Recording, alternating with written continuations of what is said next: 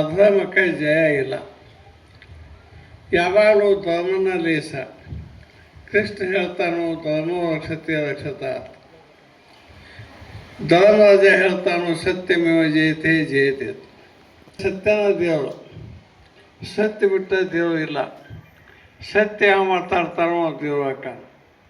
ಯಾವ ಸುಳ್ಳು ಹೇಳ್ತಾನೋ, ಯಾವ ತುಡು ಮಾಡ್ತಾನೋ, ಯಾವ ಗಜಿಬಿಜಿ ಮಾಡ್ತಾನೆ. ಗಜಿಬಿಜಿ ಮಾಡೋದನ್ನು ಭಾಳ ಕೆಟ್ಟ ಕಳ್ಸೋದು. ಇಲ್ಲೊಂದು ಅಲ್ಲೊಂದು ಚಾಡ ಹೇಳೋದು, ಗಜಿಬಿಜಿ ಹೇಳೋದು, ಜಗಳ ಹಚ್ಚೋದು.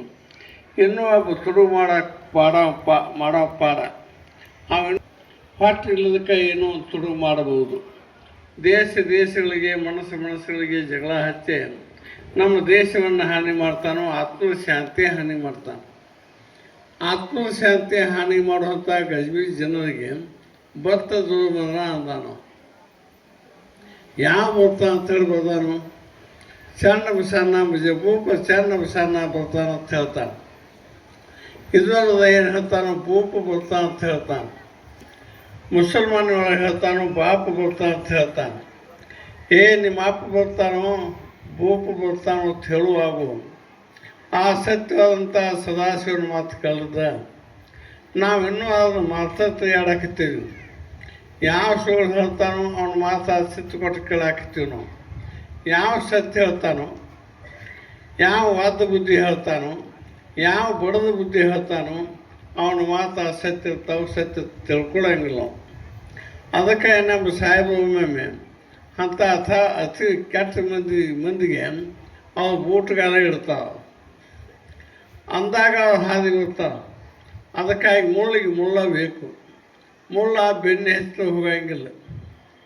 ಮುಳ್ಳಿಗೆ ಬೆಣ್ಣೆ ಹೆಚ್ಚಳ, ಕೆನೆ ಹೆಚ್ಚಳ, ಮೊಸರು ಹೆಚ್ಚಳ, ಮಜ್ಜಿಗೆ ಹೆಚ್ಚಳ, ಹಾಲು ಹೆಚ್ಚಳ ಬರೋಂಗಿಲ್ಲ. ಅದು ಮುಳ್ಳು. ಆ ಮುಳ್ಳಿಗೆ ಮುಳ್ಳನ್ನ ಬೇಕು. ಅದಕ್ಕಾಗಿ ಸುಭಾಷ್ ಚಂದ್ರ ಬೋಸ್ ಹೇಳ್ತಿದ್ದ, ಮುಳ್ಳಿನಿಂದ ಮುಳ್ಳು ತೆಗೆದುತ್ತಿದ್ದವು. ಮಹಾತ್ಮ ಗಾಂಧಿಗೆ ಅದು ಹೇಳ್ತಿದ್ದ. ಈ ಬ್ರಿಟಿಷರನ್ನು ಒದ್ದು ಹೊರಗೆ ಹಾಕೊಂಡಿರ್ತಿದ್ದವು. ಅವನದ ಸತ್ಯ ಮಾತು. ಅವನಂತ ನಿಷ್ಠರು ಅವನ ಸುಭಾಷ್ ಚಂದ್ರ ಬೋಸನ. ಇವರು ಮಹಾತ್ಮ ಗಾಂಧಿಯದು ಆಗಸ್ಟ್ 15 ಆಗಸ್ಟ್ 20 ಆಗ್ಬೋದಾಗಿತ್ತು. ಆ ಸುಭಾಷ್ ಚಂದ್ರ ಬೋಸನ ಅವ ಭೇಟಿ ಆದ.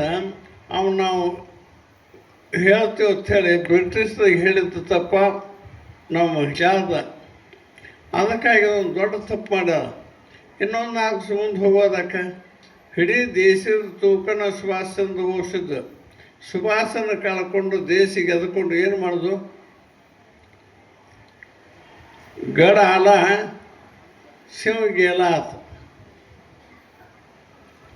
ಸುಭಾಷ್ ಚಂದ್ರ ಬೋಸ್ ಇದ್ದಂದ್ರೆ ಇನ್ನು ಪಾಕಿಸ್ತಾನ ಮತ್ತು ಹಿಂದೂಸ್ತಾನ ಯುದ್ಧನೇ ಇರ್ತಿದ್ದಿಲ್ಲ. ಈಗ ಸ್ವತಂತ್ರ ಆಗಿ 47 ಆಗೈತಿ. ಇನ್ನೂ ಸ್ವತಂತ್ರ ಇಲ್ಲ. ಇನ್ನೂ ನಾವು ಪ್ರತಂತ್ರ ಇದ್ದಂಗೆ ಇದೀವಿ ನಾವು. ಸುಭಾಷ್ ಚಂದ್ರ ಬೋಸ್ ಇದ್ದ ಅಂದ್ರೆ ಇನ್ಕೆ ಸ್ವತಂತ್ರ ಅಂದಾಗಿ ಹೋಗ್ತಿದ್ವಿ. ಇನ್ಕೆ ನಮ್ಮ ಸುವರ್ಣ ದೇಶ ಆಗ್ತಿತ್ತು ಭಾರತ ದೇಶ. ಇನ್ನೂ ಕದನ, ಉಗ್ರಗಾಮಿಗಳ ಹಾವಳಿ ಇವೆಲ್ಲ ದಂಗೆ ನಡೆದವು. ಇದೇ ಪ್ರಕಾರ ನಮ್ಮ ಜನ್ಮದಾಗೂ ಉಗ್ರಗಾಮಿಗಳದಾವ. ನಮ್ಮೊಳಗೆ ಉಗ್ರಗಾಮಿಗಳದಾವ.